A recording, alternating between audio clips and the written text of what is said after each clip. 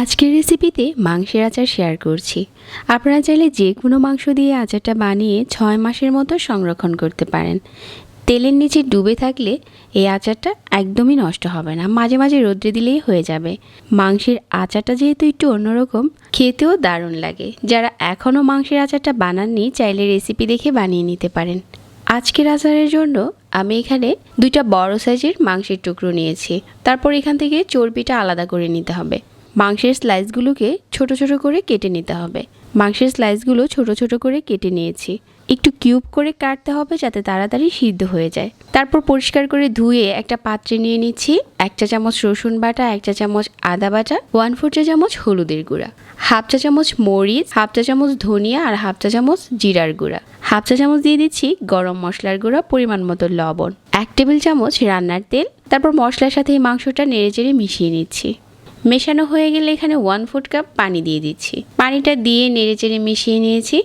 এখন চুলার আঁচ কমিয়ে এই মাংসটাকে সিদ্ধ করে নিতে হবে। আর মাঝে মাঝে 2 একবার নেড়ে দিচ্ছি, ঢাকনা দিয়ে ঢেকে দিচ্ছি।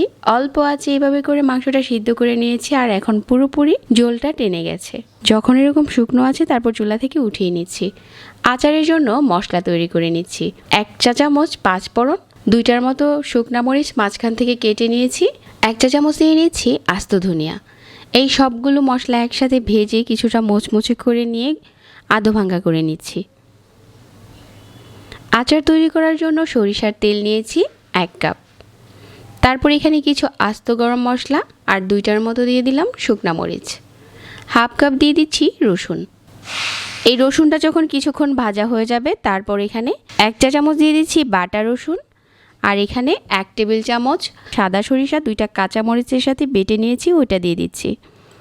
তারপর এখানে 1/4 চা চামচ হলুদের গুঁড়া, 1/4 চা চামচ মরিচের গুঁড়া, 1/2 চা চামচ দিয়ে দিচ্ছি ভাজা জিরার গুঁড়া।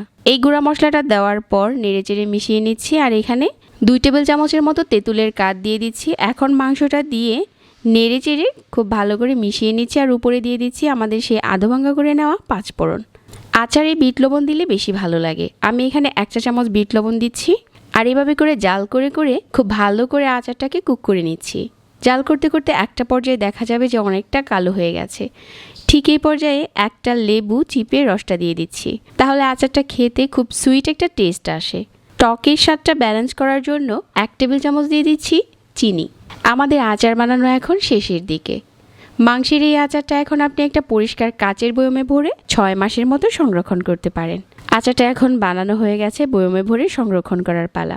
আশা করছি প্রতিদিনের মতো আজকের এই সহজ রেসিপিটাও আপনাদের কাছে ভালো লেগেছে।